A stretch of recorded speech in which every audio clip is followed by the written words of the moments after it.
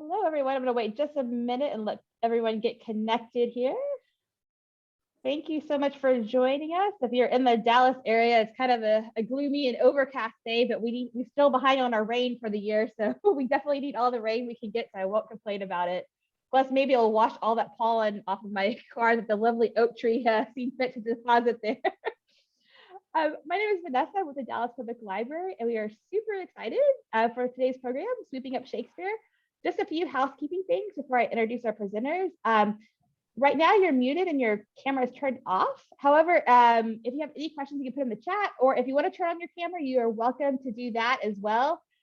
So we can see your progress as you're making your brew. You can also unmute and ask the questions too, as long as you're not interrupting the speakers. All right, so today we are very lucky to have back Garrett Qualley, the author of Botanical Shakespeare, to share her knowledge of plants and all things Shakespeare. And then we also are very privileged to have the proprietor of Sunhouse Crafts, Master Broom Maker Cynthia Main is here with us as well. So thank you both for joining us today and sharing all of your wisdom and everything else with us. Oh, Garrett, we can't hear you. You're muted. No, I was muting because something was dinging and I didn't want to get in your way of your. Anyway, it's great to be back, and I hope you guys aren't getting sick of me, but it's mainly the focus is going to be Cynthia today. And I just I wanted to I met Cynthia when I was at a conference in New York, and they were at a craft fair across the street of women owned, I think, and women makers and all of that kind of stuff. And it was very exciting to me because I'm always looking for the obscure plants in Shakespeare. You know, with Botanical Shakespeare, which I stuck here, but it's very glary. People have always done the roses and focused. The Victorians loved the lilies and the violets and all of that kind of stuff, but nobody was interested in the lowly pea and, you know, the beet.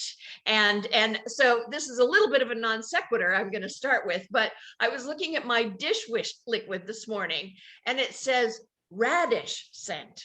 And I thought, radish? Like, who does radish scent? But but actually smells really nice. And we have the radish is mentioned by Falstaff a couple of times, and it's a beautiful illustration. It's a beautiful plant. Sumier did a great job with it, but it's very similar to broom. And one of the things about doing this book was that, you know, people don't always know where things come from, you know, and the broom is very similar to like the orange. Was the orange before orange, or did orange come first, or was the color or the town or William of Orange or the orange itself? And the same thing with broom. But broom, and I'm just going to share my screen really quickly if I can do that properly. We'll see. You know what? I need some help because I've got the whole thing. So how do I make sure it's just the one screen? Do I have to? If you select the share screen, oh, sorry. Yep, no, that's okay. I want it to be that. Okay. We're gonna try it. There we go. Yeah, no, see, it's still that side of it. Shouldn't be on there. Okay. Hit start slideshow. Yeah. Here. No. Sorry. That. There we go. Okay. Sorry, little technical glitch. So the broom and oh, that's me. That's Cynthia at Sunhouse Crafts on Instagram. But I met her in person. I was so entranced by these gorgeous, gorgeous brooms. And also, I have to say, Cynthia, I've said this before, has the widest smile in the world. So, which you will see as she is taking you through how to make a broom. But they're just so gorgeous. And I was fascinated because broom is actually made from broom. And so I just, and then I had her on Shakespeare Therapy, so you can find out how she got into broom making and all that if you want to go on Instagram. But I was entranced by some of these. They're not all, and she'll talk about that.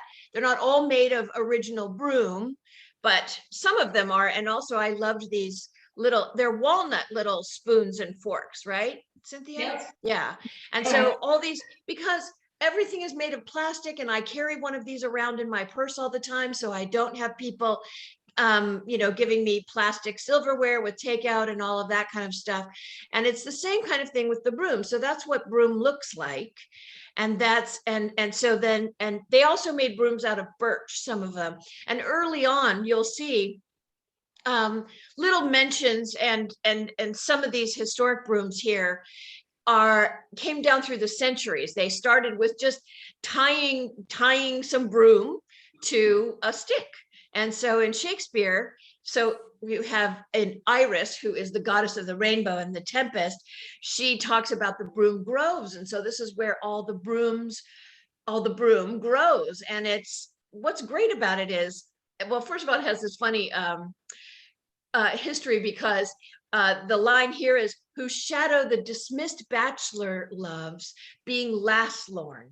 So men who had wives had brooms in the house. And if the lady of the house was away, he put the broom outside, because that meant he was a bachelor for however long the wife was gone. So very naughty use of the broom. But this guy is sad that he doesn't have a wife. So he's in the broom groves where, wives might be. And then there's the broom staff, which we didn't include this in the book. This is the Man to the Porter in Henry VIII, because he's talking about being attacked, and he's trying to get away from these guys, and they fell on, which means they attacked him. And I made good my place. He held strong, but at length they came to the broom staff with me, which meant they beat him with the broom staff. So it's not actually the broom, the plant, it's the stick that they put the broom on. And he defied him still, but then they beat him with pebbles. So it doesn't go well. It's very sad. So, and then in Two Noble Kinsmen, the broom is a ballad, The Broom and Bonnie Robin. So that's a ballad. And Bonnie Robin is interesting, I thought, leading us into Puck, because this is the one that tells us about the use of the broom. I am set with broom before to sweep the dust behind the door. And they attach this broom, which is a very sticky and has almost like thorn-like, they're not exactly thorns, but it attracts dust. And so is he taking the actual broom and sweeping the dust, or does he have a broom with a broom staff and all of that stuff? That's what people at Shakespeare conferences discuss. But it's a great little a way of getting a domestic insight into the fairy life, because he's taking care of the house, and fairies were thought to, in addition to making mischief, they also protected the house. They protected babies in the house.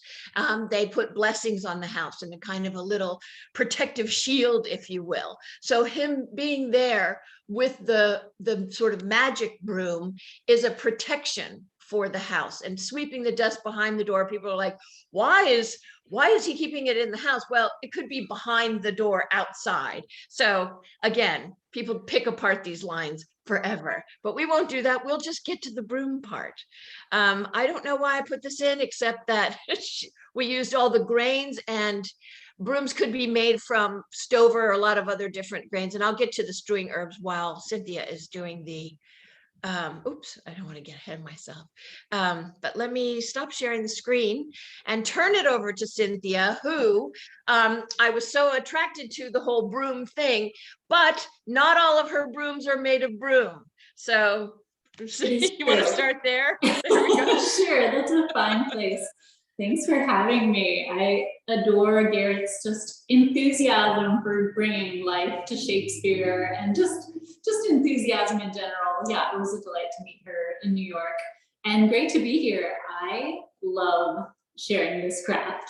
I love broom making. I'm just hitting my decade mark for broom making. I've been a craft person a bit longer, and yeah, make thousands and thousands of brooms and try to get everyone to catch weaver fever, as I like to call it. It's probably just as almost like being enthusiastic about Shakespeare or something like that. Once you get into it, it's just a delight and keeps unfolding in amazing ways. But it is true, the brooms in this country typically these days are no longer made of broom. They're made of actually a sorghum, though you will appreciate that guess the English used to call every crop with a seed head corn. Is that right, Garrett? Yep, absolutely. And this is a sorghum that they call broom corn, since it was for brooms. So the seeds have been stripped out of the seed head. For the size that we're making in this class, this is actually probably about 7 broom plants. So it's really interesting. A full-size sweep sometimes will take me about 60 plants to make a broom. And sometimes I think people don't realize just the amount of growing in it. There are plants called broom sedge. I use an agave fiber that you can see behind me in the white. It's a Tampico is what it's called. It's actually typically used in wooden brushes, but I've brought it over to broom making. And today we're actually going to learn, it's a fairly traditional Appalachian style weave. And if any of you have any questions or want me to repeat anything, I'm happy to go back or re-demo. You can also totally message me or send me an email or a message through any platform. Get in touch with me anyway, call me on the phone. If you catch the Weaver fever and you have a question or you get stuck. I have yet, I'm just gonna say it, it's a little presumptuous to say it ahead of time. I've yet to have someone leave a class without a broom. So, that being said, I figured what I would do is I'll demonstrate what we're making so you all can kind of see the process and then we'll make one together. So we are making, and I'll show you a finished version.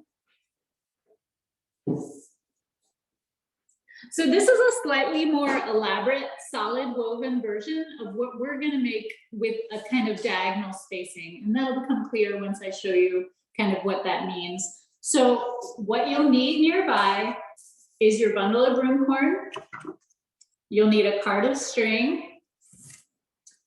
And you'll need the wooden dowel I sent. Now this is gonna go under your feet for most of the process. And I will tell you this, I weave barefoot. There will be some feet shown in this video. I just find it a lot easier to almost grip it with my toes. So the string actually goes in the middle and then you hold it down with your feet. It's called a foot break in broom making. But the first thing you wanna do is go ahead and wrap your string around the middle of the card. So I will just, let's see. So I'm the one who won't leave with a broom because my broom kit didn't come in time. Oh! So I hope everybody else has their broom kit, and I'm sorry I didn't warn you that you would be barefooted and using your toes on all of this. But one of the things that Cynthia mentioned is like, I love doing this and connected with her because I want to bring Shakespeare into everyday life, and she's bringing back an ancient practice because people started then they made the brooms themselves, and then people started making them in the 1650s as a profession, and they were called broom squires. And so people, you know, went to them because like, I can't do this myself, I'm gonna have somebody else make the broom.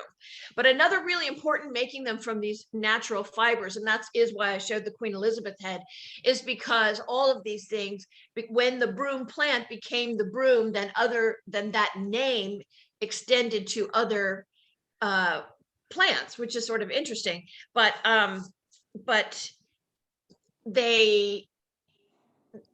they pick up natural fibers. Nowadays, people get plastic brooms all the time, and it just moves the dust around and it moves the dirt around. But these natural fibers, and I bought a broom from Cynthia at this thing, the giant double broom, which I thought was so beautiful. There's a porousness, there's a stickiness, there's all kinds of attributes to the natural plant that help you get the dirt off the floor. So I'll stop there and let Cynthia. I love it. I am a big broom enthusiast. I'm sure I want to hear all the Shakespeare puns because I will tell you, broom squires do still call themselves broom squires. And I'm curious, yeah, it's a very friendly craft. And most of the broom makers, I actually live in what could arguably be called the broom capital of America. Berea College is here with their broom shop, and they teach it as part of the curriculum. So in town, there's probably 15 or 20 broom makers in a town of 14,000 people. So it's pretty fun, you know. Road trip, guys. It is. We're deep down here, so we're over here. Kentucky. She's in Kentucky. In case you guys didn't hear that at the beginning.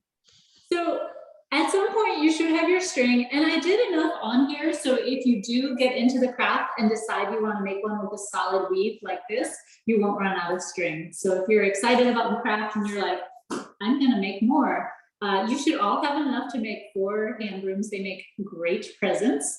And like I said, if you get snagged for some reason doing this digitally, I'm happy to sit with you via computer and go over it again anytime. Truly, you can message me. So once you have it wrapped in the middle like this, you're gonna just tie a very small knot. So you're just gonna go over under like this and tuck the string through. It actually doesn't matter what kind of knot. It's just something you're gonna bury inside the middle of your broom. So any kind of knot on the free end of your line. And you should have some scissors nearby.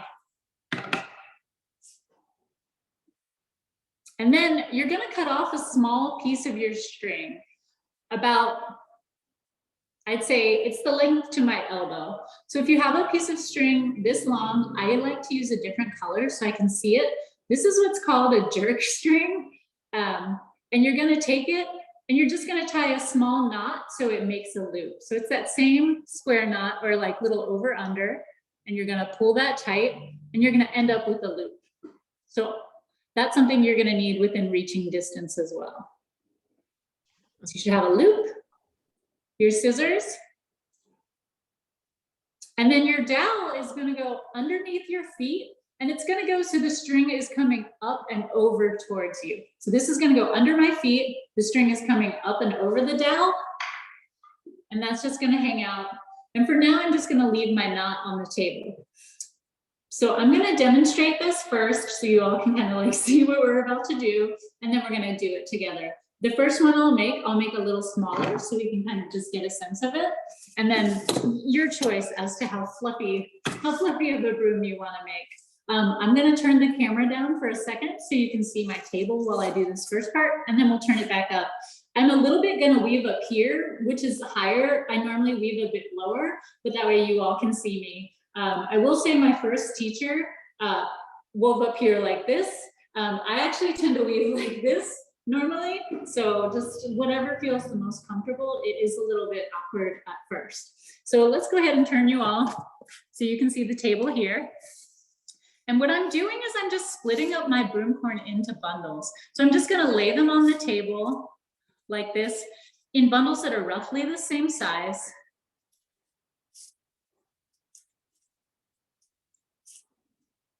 And I'm just gonna do, I laid 5 down, and then I'm gonna make one slightly bigger bundle, and I'm gonna hold that in my hand as the bundle I'm gonna start with. So I'm just gonna use 6 bundles, and they're just laid out in a cross pattern. Okay, sit you all back down. I think you're caught on an awl. You're on my tying table. If you get really into the craft, you actually have a table that is very not fancy, but works. Would be the thing to say about it.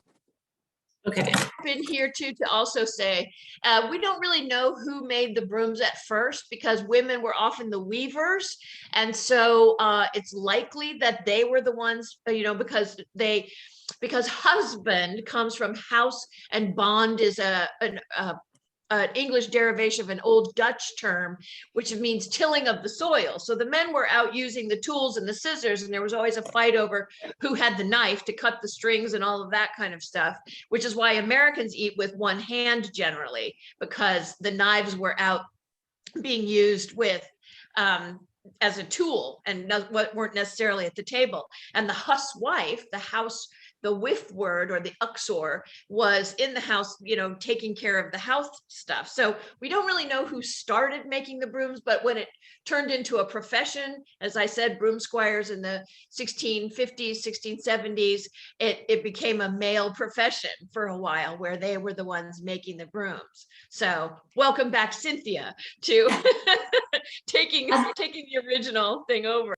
No, absolutely. Actually, this round of broom makers that I'm seeing currently is the first time I'm seeing a strong female presence in broom making. And it's very fun. I think it is a very accessible craft. So it's fun to see, just to be a part of that, really.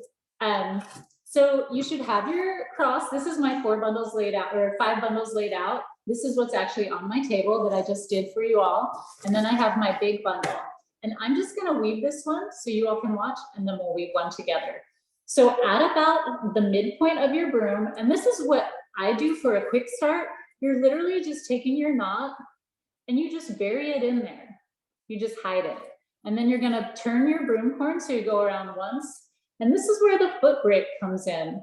So my feet are actually what's holding this very light tension. And when you first start, you don't want to put a ton of tension on it because I just hid that knot in there. So there's nothing really holding it until after I go around 2 or 3 times, then I'm going to pull quite tightly towards me.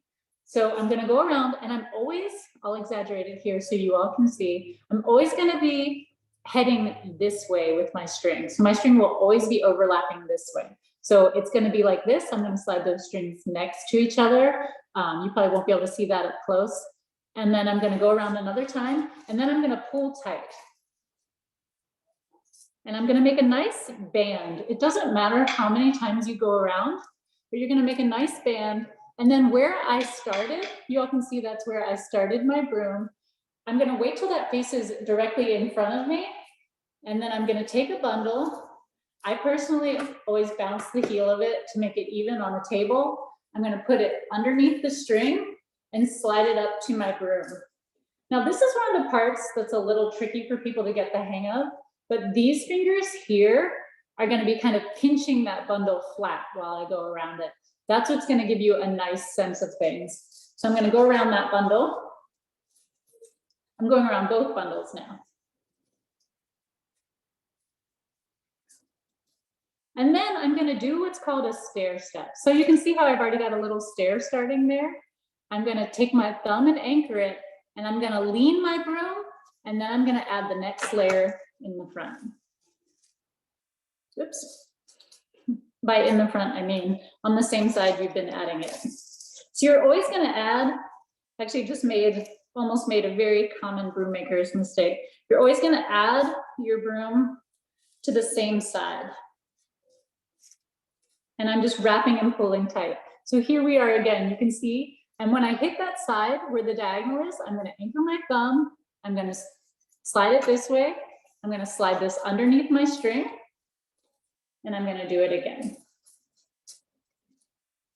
Is this maybe making some sense potentially? And I'm just pulling tight as I go around. Once you get past that first startup, you can really pull quite tight. So what's happening so far is I've got 4 bands on this side, and I've got a stitch like this. It looks flat from this side and flat from this side. So it's already starting to look like a nice broom. So again, when I'm holding it and tilting it to get the next bundle, all the bundles I've been added are facing down. So you wait till your broom is facing down, you'll anchor it, you'll tilt it, you'll slide this under the string, you'll go around, pulling tight as you go.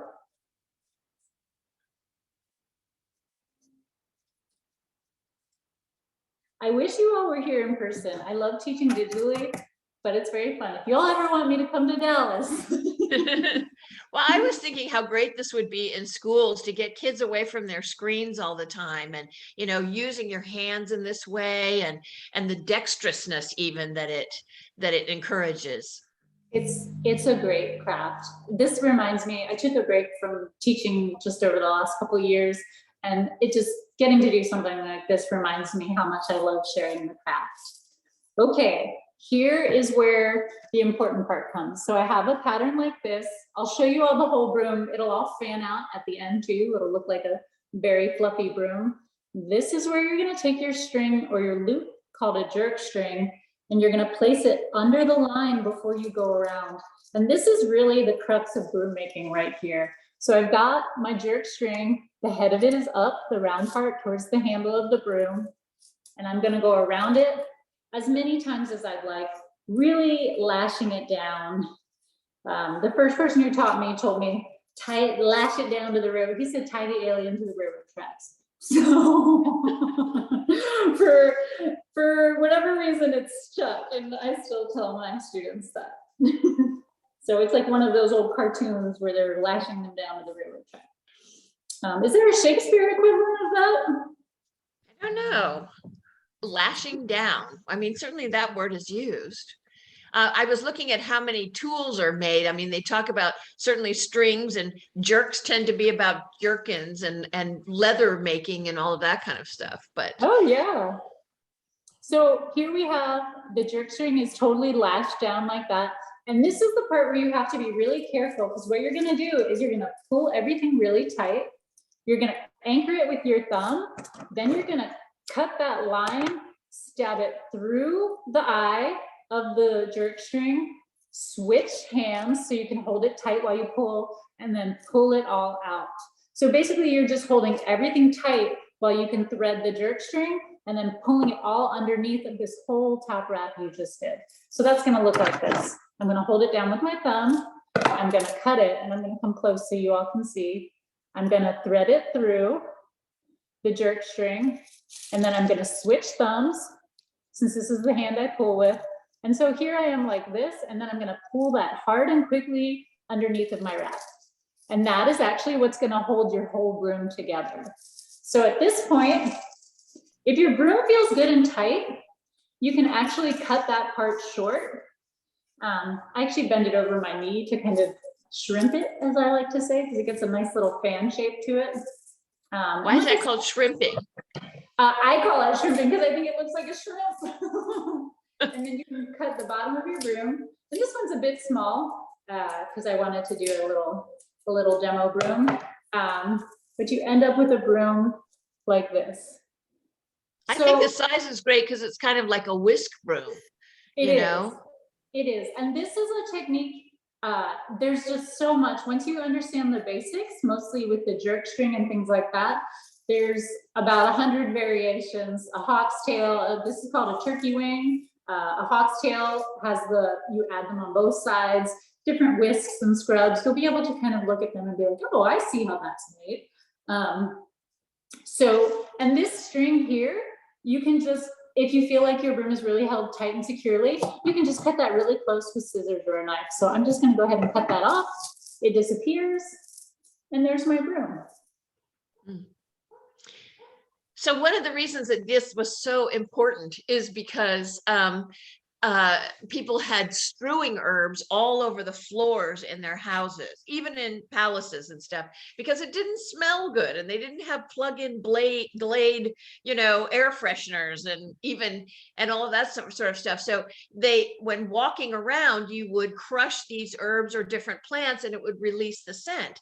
But after a while, those would get dirty and stale, and they wouldn't be perfuming the air. So you had to have a broom to get them out. And one of the plants that they used all the time was wormwood on the ground, because wormwood got rid of fleas. And if you had animals coming in and out, and so they would have wormwood on the ground, and the broom was the best for catching all the bits of wormwood and getting it out of the house again. So I always think that's interesting how the plants are helping each other.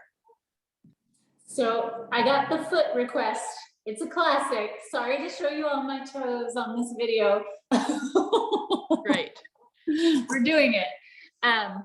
So let's see if I can see. So that is how I'm holding this. And then my feet are just letting up and down as I need to release tension. It takes a minute to get the hang of it, but that's kind of the process of it. Oops. Does that clear it up for whoever it was that asked? Or did they just want to see if I was truly barefoot?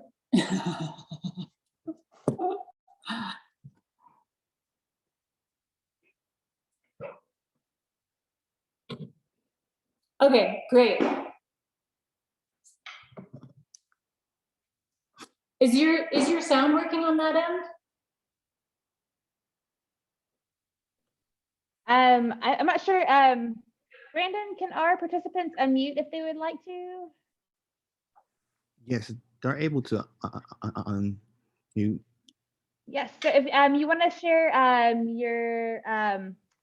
if you want to unmute to ask a question, feel free to. And also, you can turn on your video if you want to show what you're working on. Just so you know, we are recording this though, so if you don't want to appear on video, I totally I understand that too. So. So if there aren't any other questions, let's do this, shall we? You all ready? So yeah, you want to go ahead. Hopefully most of you have it wrapped. I'm not sure if we need more time. Go ahead and wrap your string so it's around the jowl, your foot brake it's called. So you've got it there and you should be ready to go. And then you're going to tie a small knot. Really any kind of knot will do. I'm so excited. I hope you all become broom makers. So you just tie a small knot in the line. So just a knot like that. Experienced broom makers. Shakespearean broom makers, thank you. That would be delightful. I've been curious, broom doesn't grow here readily. There's a broom sedge, but not broom specifically. I would love to make a broom with broom because I think that would be very fun. Well, they also talk about hemp a lot and making rope from hemp. Have you ever worked with hemp at all?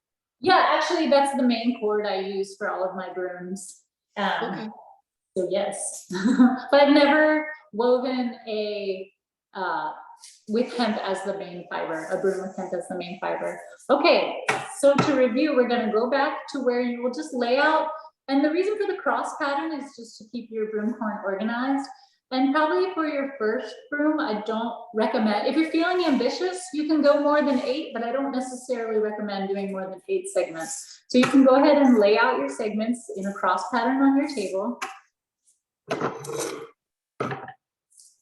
I love this class. Broom making is so fun because you don't need a lot of equipment to start, and you can make something really beautiful and functional with very little. It's just a magical craft that way.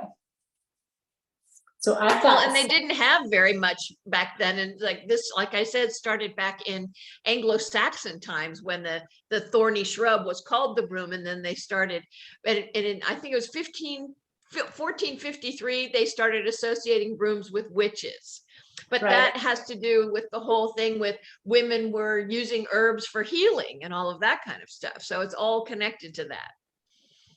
Such a good history with the broom, and being representative of women or different domestic chores and things like that. So you should have one bundle left that is your starting bundle that is a bit larger than the others. And if you really want to get kind of picky about this, or if you go further down to broom making, generally speaking, I actually make all my bundles go up in size. You'll get a fine broom this way, but if you really, for it to look even sideways, actually the bundles are graded. So your first one is actually your smallest that you put on the table. So that's just for future reference when you're deep in your broom craft. So you should have one bundle to start with, and you should have your line with a knot in it. Your foot brake should be under your feet, and then you're just going to bury that knot in the middle of that first bundle.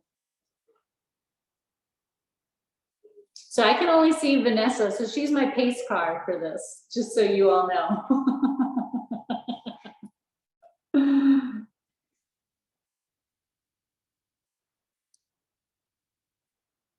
I keep dropping my string. Classic.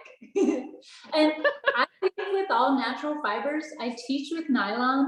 I know it's nice to use natural fibers, but it's a bit advanced and tricky. You're using the twine often at the breaking point, and I've tried teaching it before, and students tend to get pretty frustrated in the beginning. So if you want to switch to natural fibers after you master the craft, it's great, but I suggest for learning, that's why we're using nylon. So you just bury your knot. It's just stuffed in there up top, like I'm like stuffing something in a taco, and then I'm just gonna roll it around. And again, my string is always spiraling up this way towards the handle end of the broom. And I'm not gonna pull too tight until I've gone around a few times, so I don't pull my knot out, which is what I just did. Stuff it back in there. Go around a few times until you have a band. And then when you have a nice band, you're gonna pull pretty tight.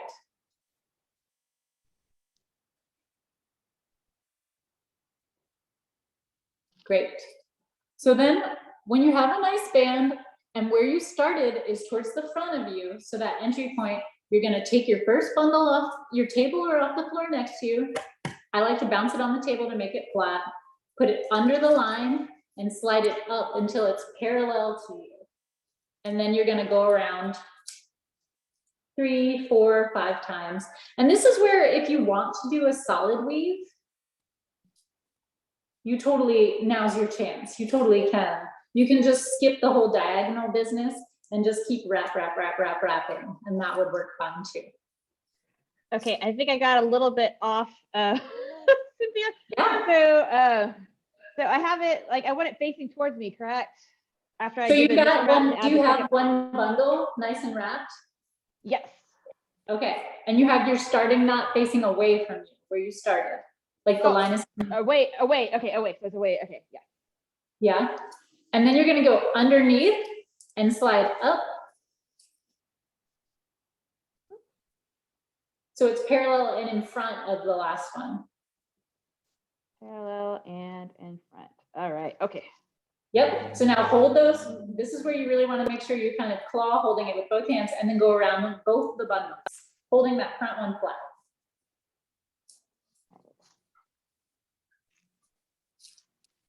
So many years ago, I did basket weaving. So this is bringing back some Oh, memories. yeah.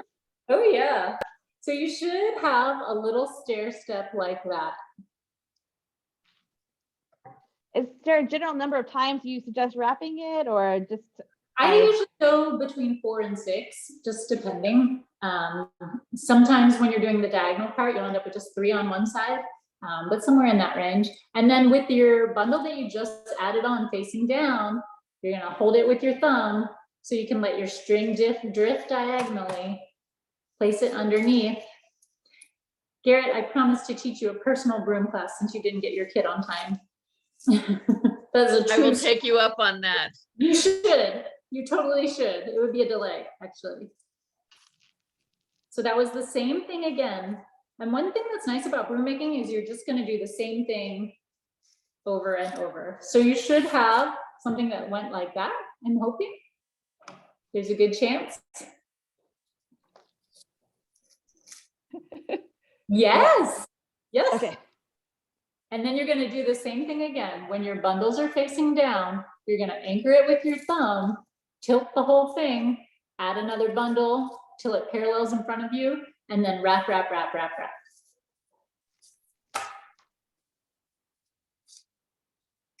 I hope you all are I can see having where- some- Oh yeah, I can see where this could become very zen, you know?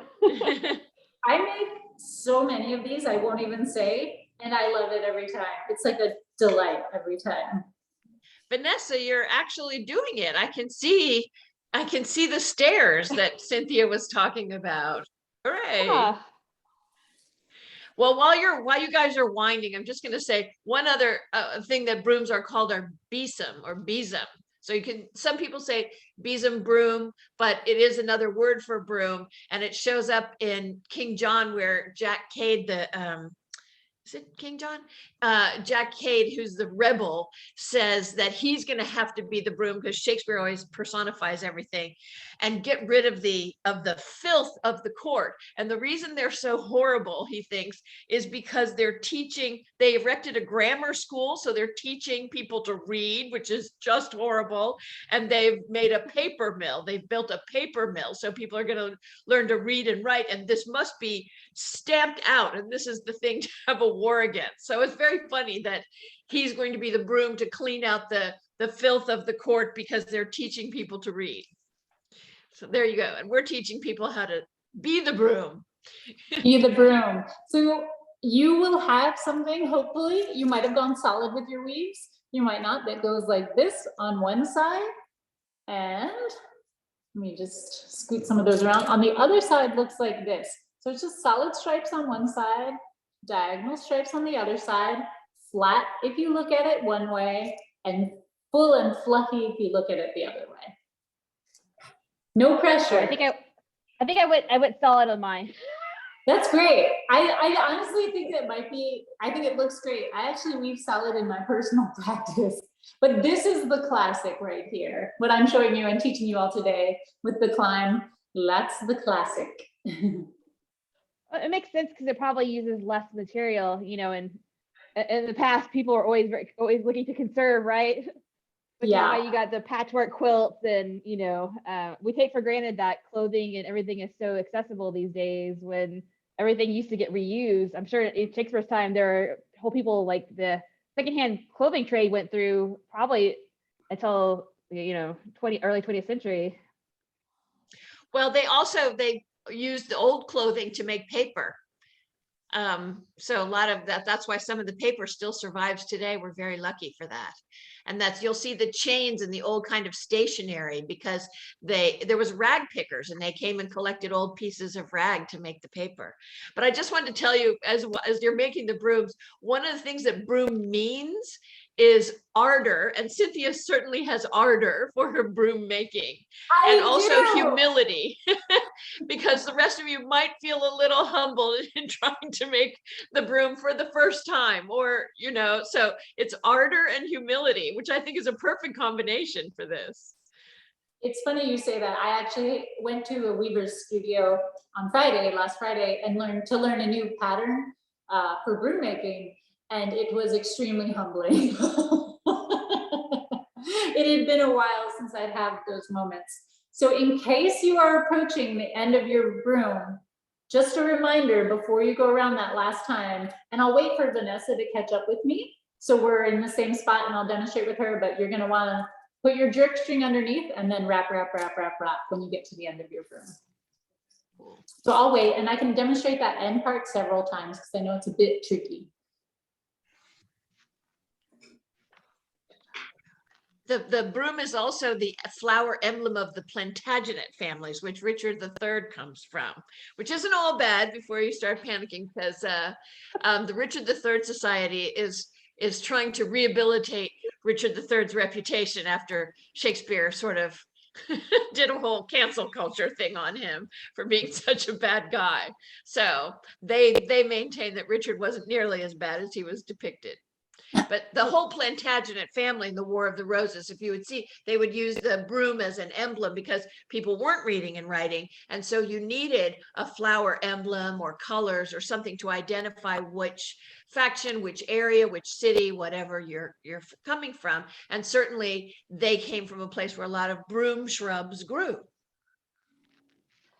How are you doing, Vanessa? I'm almost there. Hopefully everyone else is following along. If you aren't, let us know. You can unmute, or you can put it in the chat if you need some more time. Sorry, I'm being cautious on my first time here. No, I think that's, I mean, Cynthia, how many people do you have in an in-person class sometimes? I keep it pretty small. Actually, how many because it seems like we have 9 or 10 here today. Is that true? Yep. That's about what I normally would teach in person.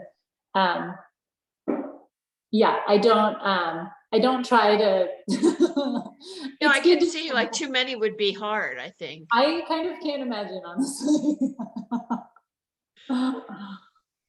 Yeah, it is a joy every time to watch people learn this. So I think I had to go get a pair of scissors earlier because I didn't have one. So how do we make our knot again? Okay, your jerk string is just a loop. So you'll take the two ends together and then you'll just wrap around and just pull it through like you're crisscross and go through. Does that make sense? So you'll end up going through like that. So it doesn't need to be like a slip knot or anything that's movable. It'll just be like, nope, just like that, right? Yep. Okay. All right. How far is? And then before you wrap, oh, go ahead.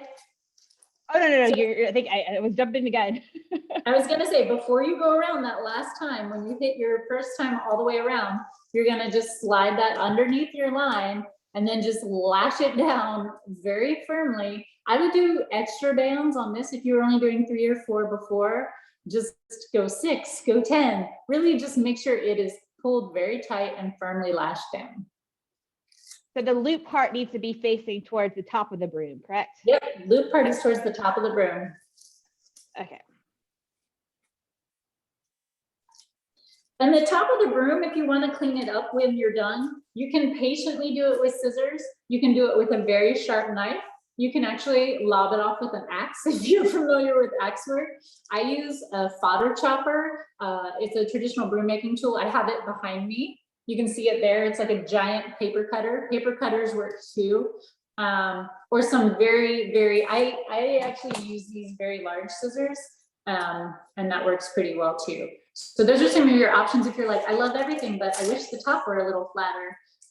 Sometimes, or patience and some small scissors. Those are kind of your options. So you'll lash. What is the thing called that's behind you? It's called a broom cutter, but it's a version of a fodder chopper. You know, like Fodder chopper. I'll Okay. explain that in a moment, because some of you are probably right at the end here. You're at that point. So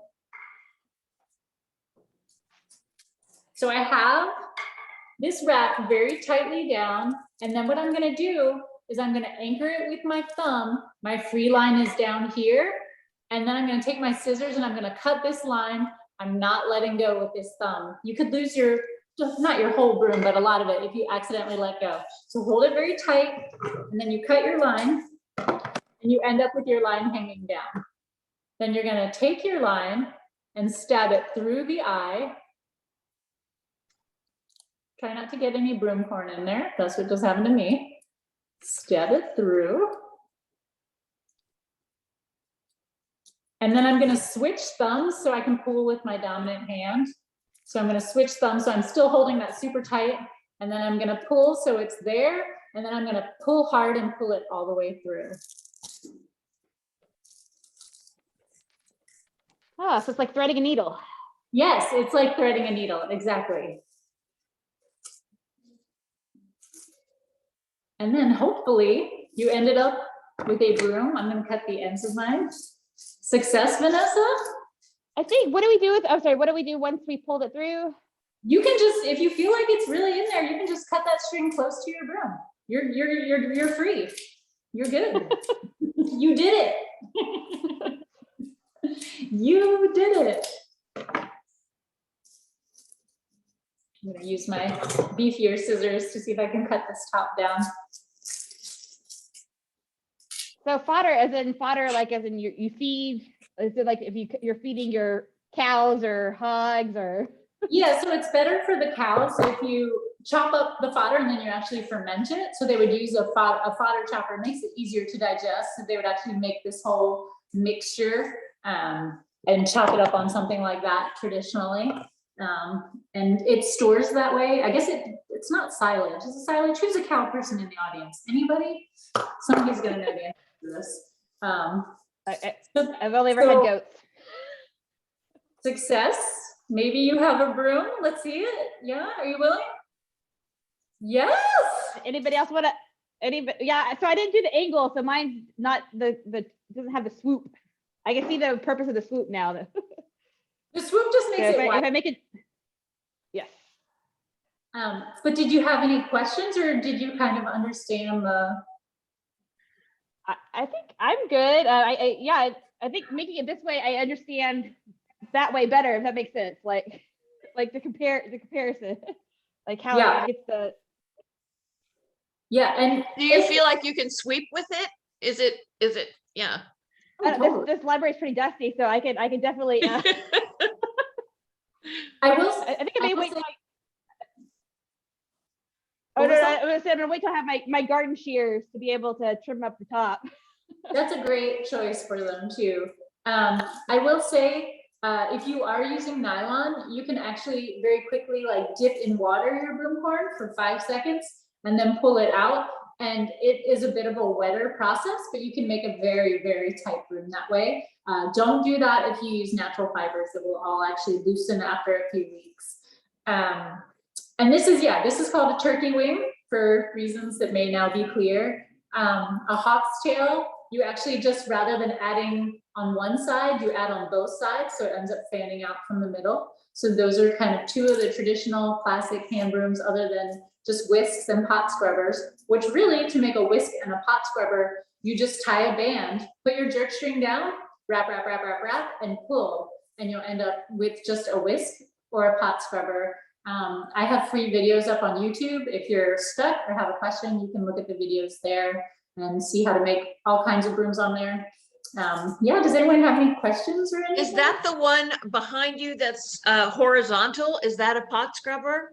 That's not, that's a little experimental guy hanging up there. This is Okay. my broom shop. So I have, these on the walls are actually the right size. So I make things in multiples. So it's just like, I'll grab the one off the wall to make 10 of them, you know, so they're all the same size. So. I can see them being even good for, you know, wiping up. There's so many crumbs on my computer. It's horrible. Oh, sure. You know, like a little one just to make. And I did put some info about nylon.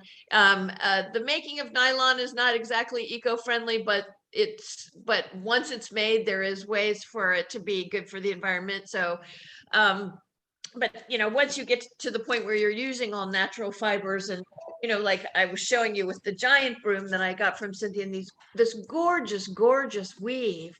But of course, all of this, one of the things that the arborist at the Arboretum was telling us yesterday is when they found these old graves that the women were buried with rosemary, because rosemary is for remembrance. And I just thought, wouldn't it be great to be buried with your broom, because it is biodegradable. Yes. Maybe it's a little, but I don't know. I think that's sort of symbolic and all of that stuff. It's lovely, but Yes maybe is my to current mermaid. answer to that. Somebody asked what you do with the tail after you pull it through. If you feel like this band is really tight, you can just snip it really close with the scissors. If you don't want to, you can also tie a little loop in that, and you can have something to hang your broom up with. So those are both fine options. Oh, I like the loop idea. Then I can hang it next to my desk. If you ever want to put a handle in, just a little bonus information, you all are speedy broom makers. I'm like, wow. You can actually make a handle ahead of time. And then when you get to this top band part you're making, you just sit your handle underneath that band, and then you just wrap that into your broom, and then you'll have a handle on your broom. Very nice. So what's traditionally used? I know you have the one that Garrett showed, and I see in your background you have some more. What is traditionally the wood you use for the broom handles? What do I use, or what is traditionally used? Both. Like We make a farmhouse style broom that has an ash handle. It's just a great wood. There's also a lot of ash coming down these days for sad reasons, but it's fairly available. And other than that, we actually go in the woods and collect down sticks from various hardwoods and shave them down with traditional tools like a draw knife and spoke shave. And clean them up to make wooden handled brooms. so someone turn on the camera. Dee, did you have a question? Hey, I had a question for Cynthia. Sorry, I joined a bit late. I missed the starting of the session. I wanted to ask if you'd mentioned where we could get bristles, like the sturdier bristles, like what's the natural. Like these? Yeah, so there is a business. Hopefully in the future, you'll be able to get them from us because we're partnering with a good farmer this year. But for now, actually they're in Texas. You all are in luck. The main broom supplier in the United States is called Caddy Supply, CADDY SUPPLY, and they're pretty great to work with. So that's the main US broom dealer. And you can, if you get lost, you can always call them or ask me, or you can call Kenneth, is who runs the company, and you can just, if their website's confusing at all, you can just say, how do I do this? That's it. Mm-hmm. As a gardener, I'm kind of curious about what I can grow myself and use. You can grow this. It's a very easy crop. Before I was a sorghum, this is the crop I grew on an organic farm. We grew the variety that's a sweet sorghum that you press for the cane. But this is a variety that you grow for this, and it is extremely easy to grow. I'd say easier than corn. If you have any room, you can plant yourself some plants. And I tell everyone, if you grow your own broom corn, I will teach you for free how to make your own broom. That's the deal. That's the deal I strike with the public, because I wish more people would grow this crop. It used to be quite big here in the United States, and it is not as popular right now. So we're doing what we can to kind of popularize growing it. Did you say sweet sorghum? Yeah. That was, was an organic sweet sorghum farmer before I went full time with this. That's really amazing. I grew, like, this was probably 10 years ago, but I grew sweet sorghum because my grandfather grew up as a sharecropper, and that was one of their crops that they grew. So I kind of wanted to see what it was like. And let me tell you, it was a lot of work because I grew like a, a fairly small plot. But all this work, and I got a pint of syrup Yeah. by the time I boiled Oh, it down. wow.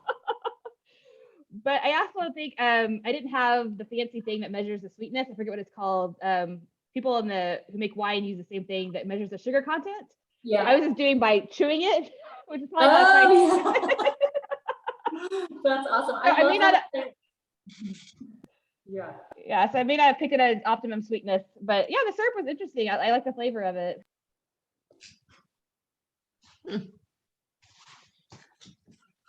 Well, what about growing brooms, Cynthia? Is there any, did you ever grow that or? I haven't, I don't know much about broom. It's more something you see in Europe. So I'm really curious about it. Like why, I don't know anybody growing it because I don't know if anyone else does. And Well, because it has like I showed the beautiful yellow flowers, so it can be ornamental. We actually have flower lariats that we sell that are broom as well. And because of the thorn, you can you can make the broom, but you could also in a pinch just use it as the broom itself. Ah, there you go. This is what broom corn fantastic. looks like dried in the field, so you can see it. That's kind of the general. It's beautiful. It's much smaller.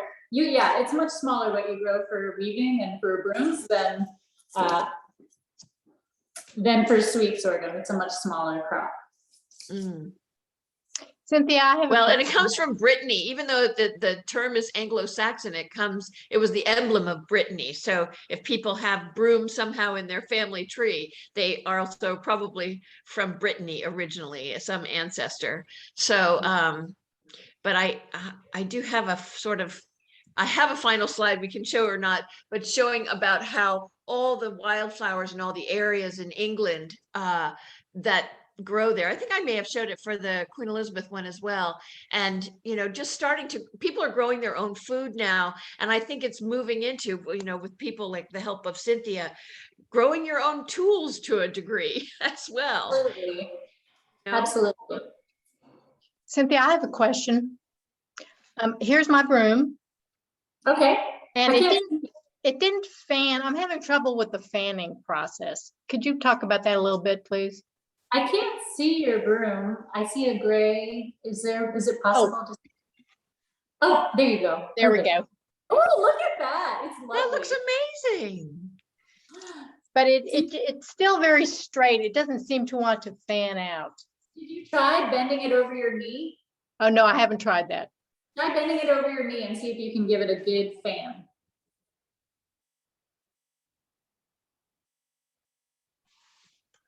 And while she's doing that, I believe the reason you don't see a lot of broom grown here is because I think it's considered an invasive species here in the U.S. So well, there you go. that may be why a lot of people don't grow it. Yeah.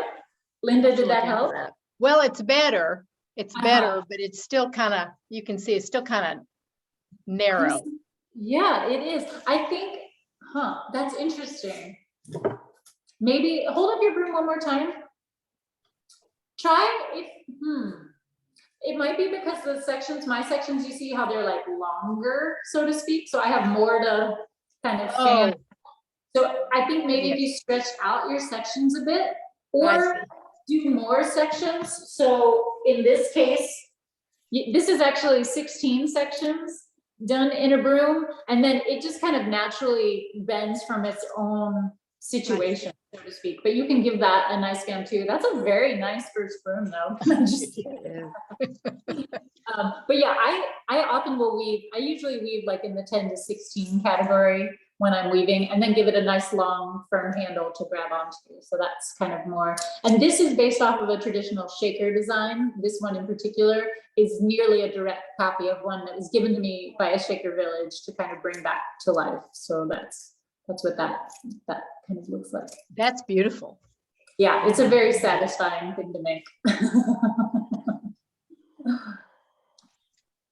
And you can see, this is where I was kind of talking about, these sections are actually, the sections on the tail are actually smaller than the sections in the front, but it comes out even Uh-huh. I'm not quite sure how the math works out like that, but it does. So.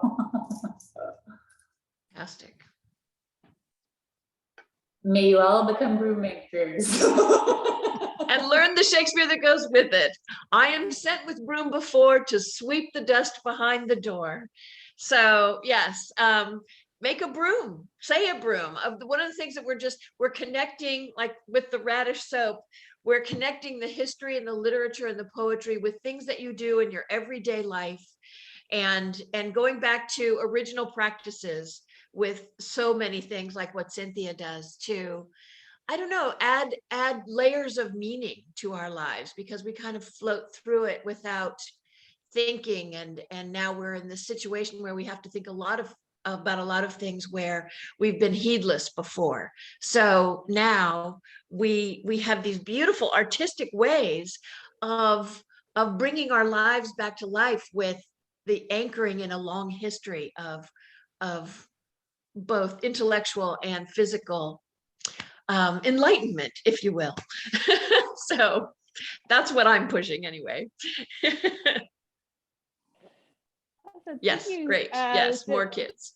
Yes, we do have extra kits. So I put my email address. So just email me and which branch you'd like to pick them up at, and I can send out more kits too. If you have friends, or it would be a great family activity. If you have kiddos or grandkids, it would be a great family activity. And then it seems like all the family activities we do at the library becomes a competition to like who can make the best whatever. So yes, definitely email me and we'll send out some more kits, because I like everyone. Yeah, this is such a fun activity. And it's true, if any of you get stuck or have questions, I'm more than happy to answer them or take the time. I just love how much this craft is growing.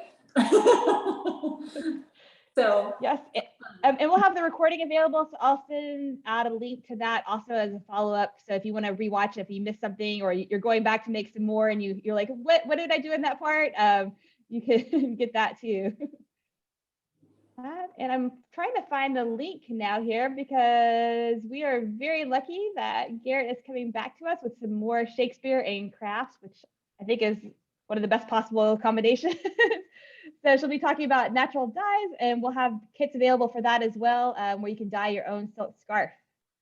So, But don't throw away your onion skins. Yeah. Keep So your we are avocado providing the onion skins, but yeah, save some and you can dye some more. And what's cool is Garrett was talking about how plastic. So instead of putting them in a plastic bag, they actually come in a silk bag that you can dye along with your scarf too. So you'll be able to dye both of them together. Oh, how wonderful.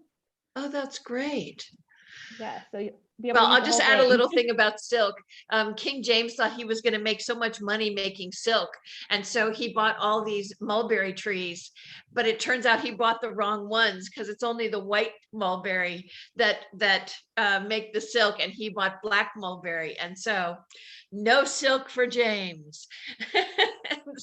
So you have to have an expert in your craft to help guide you initially to what you want to do. But then you can dye them with all kinds of things that are just lying around your house that turned out to be useful after all, which is wonderful.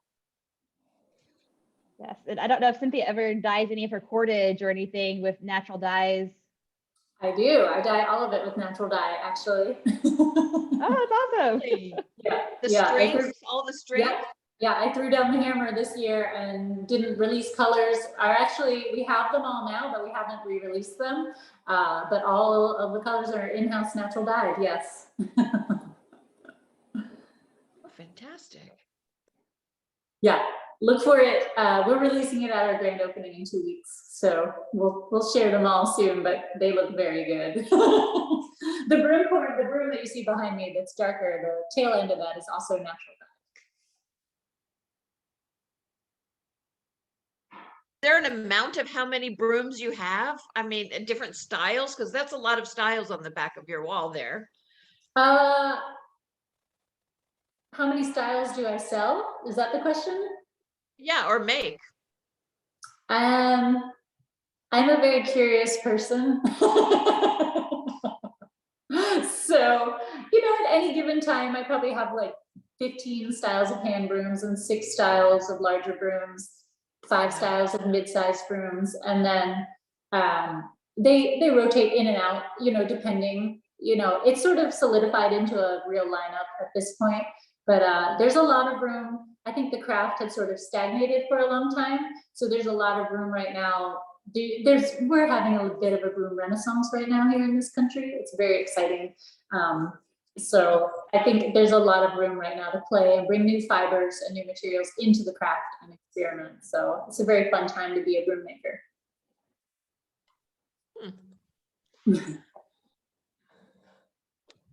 Well, I was trying to find the link to the interview of how you got into all of this, but it's not coming up. So anyway, I'll send it to Vanessa afterward. Yes, I was like, yes, I can send that on. I can send that on to all the people who registered today. It's fine. All right. Okay. Were you gonna show the slide, Garrett, before we go? Yeah, or- I can do that. It's just the, see if I can get that back. We went back to the beginning. Yeah, I don't think I can pull that up again because, Okay. oh, here we go. There we go. Yes. So this was just to underscore what Cynthia said about how all of these different grains can wheat be used for a broom, by the way? I Cynthia? think if it's wheat, then the answer would be yes. So we have wheat, rye, barley, and oats in there. And then this is just England and all the natural flowers that grow there, wildflowers and all that kind of stuff. It'd be fun to do one with Texas. And I know, like we talked about before, that the Lady Bird Johnson Wildflower Center in Austin does things like that. And did you say, Vanessa, that they do a broom making thing too? No, I linked in the chat an article that they wrote about broom making and some of the plants that were used here in the U.S. for that. So it's an interesting take on it. My family has a farm in East Texas, and next time I visit, I'm gonna have to start looking and see like what can I make brooms from. I know we have a lot of. Sorry, Oh, go I ahead, was- Cynthia. What? I was just gonna say, I recommend trying to make brooms out of everything. Well, anyway, I that would be a great place for you to go and do a broom making workshop, though, I think. And because I do a lot of things about the first ladies, which and I have my cherry earrings on because Helen Taft is the one who brought the cherry trees to Washington, D.C., where I am now. And I had talked about Lady Bird Johnson before. So, everything is connected. Shakespeare said all the time that it's all one. And that's what I like to end on and think about is when we're having all these different aspects in our lives, to think about the brain, to think about the body, to think about the crafts, to think about all the things that we use, whether it's dish soap or a broom, to enrich our lives in a layered way. So that's sort of what the slide is about, noticing the plants around you. Now you'll go, that could make a broom, that could make a broom, that could make a broom. For sure. Yes, that's a great message, is to think more about how we interact with our environment, not just our impact, but how we interact as people with our environment. My degree is in anthropology, so I always think all the time about why do, not just how we do it, but why we do it too. I think it's great that we have people like Cynthia who are bringing back traditional crafts, so we're not losing that knowledge that is getting passed on to more people. I know with the Industrial Revolution, we lost more and more handcrafts, as things became industrialized. So it's great to start bringing that back. I think, Well, yeah. thank you, Oh, I was say, I think craft sits at that intersection of people and their environment, and it's just so awesome. It's such an awesome thing to experience. Yes. For sure. Adding to what Cynthia said, my grandma, she grew up making brooms out of coconut leaves. Oh, wow. The backbone of coconut leaves. Yeah. Rip out the left and right and just keep the center because it's sturdy. Yeah. And that background was entirely sandy, so it helped sifting out dirt from sandy surface. I love meeting broom makers from other traditions. It's like one of my favorite. It's so cool. Well, it's fascinating, all the benefits that we don't think of, because we think of all the industrial things are always better, you know, but it's not necessarily true. It's like herbs and so many things that, you know, we talk about what herbs do and how you preventative medicines kind of, instead of, you know, running off to get a pill. And, you know, aspirin is made initially from willow. So there you go. I bet you could make a broom out of willow as well. Multi-use. Well, thank you again, Garrett and Cynthia, for sharing your knowledge and wisdom. This is a wonderful program. This is actually my last virtual program with the library, so I'm honored that I was with you guys. But I'll be continuing. I'll be working with kids, so we'll definitely be making brooms in the future, Cynthia, and I'll have to send you some pictures when the Yeah, kids make please. Please, if you all get a chance, I love seeing brooms that students make. So, and I love cheering people on in the craft. So don't be strangers. Yeah, thank you so much, Vanessa. It's been great working with you, and we'll miss you very, very much. Thank you. And thank you everyone again for joining us. I would say get out and look for some broom stuff today, but it looks like it's about to rain, at least here. So you may have to put off until after it rains to go for your broom adventure. All right, well, everyone take care. And I'll send a follow-up email that has a link to the video, and I'll also share some of the links that were shared in the chat in case you didn't get to save those. And be sure to join us back in, well, sorry, I say us. I'll probably now hop on the program as a participant instead of a host this time. Oh, good. For the program in May about natural dyes. All right. Well, and good luck to Fantastic. Cynthia with your opening of your store. That's amazing. Thank you. Yeah, Great. come to our grand opening. Okay, thank you. All right. Bye. Take care. Thank Take care, you. everyone. All right. Bye. Bye-bye.